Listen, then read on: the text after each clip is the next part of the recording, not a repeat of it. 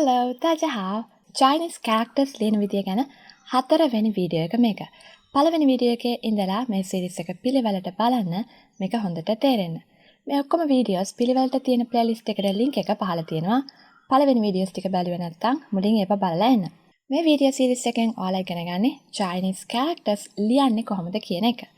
මේ වීඩියෝ එකෙන් ඔයාලා ඉගෙන ගන්නවා මෙන්න මේ strokes ටික. 竖着竖钩竖弯竖弯钩 කලින් ඒවල ගොඩක් strokes පටන් ගත්තේ hung කියන එකෙන්. ඒ වුණාට මේකේ තියෙන strokes පටන් ගන්නේ shu කියන stroke එකෙන්. ඒ කියන්නේ උඩ ඉඳලා පහළට ඉරි කැලකින්.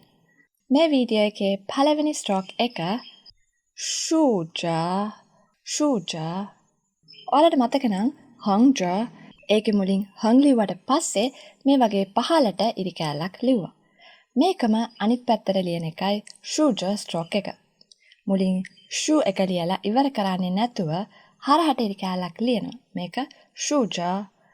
මේකෙන් තියෙන character එකක් කන්ද කියන meaning එක දෙන shan කියන character එක ලියන්න මේ 竖着 ලියන්න වෙනවා. shan ලියන්නේ මෙහෙමයි. 竖着 shu. මේ character එක ලියන්න හරිම ලේසි. 竖着 shu. ඊළඟ stroke එක 竖钩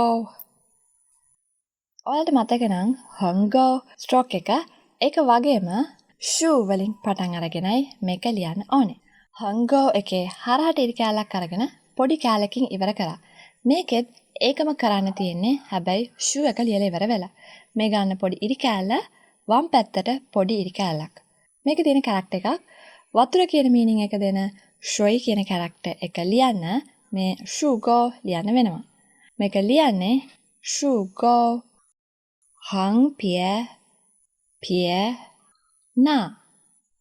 මේ ඔක්කොම strokes ඔයාලා කලින් ඉගෙනගෙන තියෙන strokes. මේව මතක නැත්නම් කලින් වීඩියෝස් ටික බලලා මේ strokes මතක් කරගන්න. එතකොට මේ පළවෙනියටම ලියන stroke එක තමයි 竖钩 කියන stroke එක.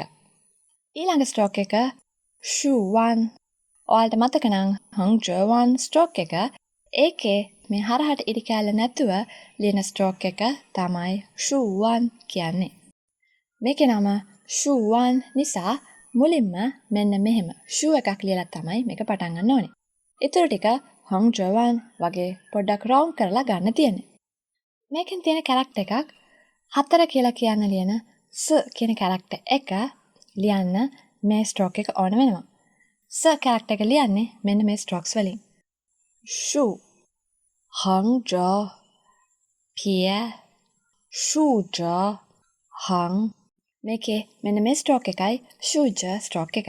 ඊළඟ stroke එක 竖弯钩 මේකත් තේරුම් ගන්න ලේසි ඔයාලට 横折弯钩 මතකයි නම්.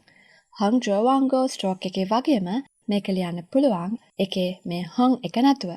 මතක් කරලා මෙතනින් පොඩි කැලක් උඩට ගන්න ඕනේ නැත්නම් මේක 竖弯 වෙනවා. මේක 竖弯钩 වෙන්නේ මෙන්න මේ විදිහට පොඩි කැලක් උඩට ගත්තොත් 横折弯钩 එකේ වගේ. මේක තියෙන character එකක් පුතා කියන meaning එක දෙන r කියන character එක. මේක ලියන්න ඕන වෙන්නේ strokes දෙකයි.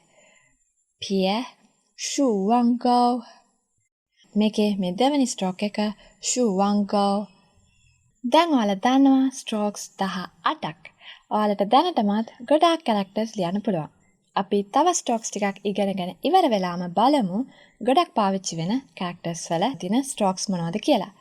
ඊළඟ වීඩියෝ එකෙන් අපි තව strokes ටිකක් ඉගෙන ගන්නවා. මතක් කරලා මේකේ කියලා දීපු characters ලියලා හොඳට practice වෙන්න. අලුත් වීඩියෝස් ගැන updates දැනගන්න channel එකට subscribe කරලා notifications on කරලා තියාගන්න. එහෙනම් 再见.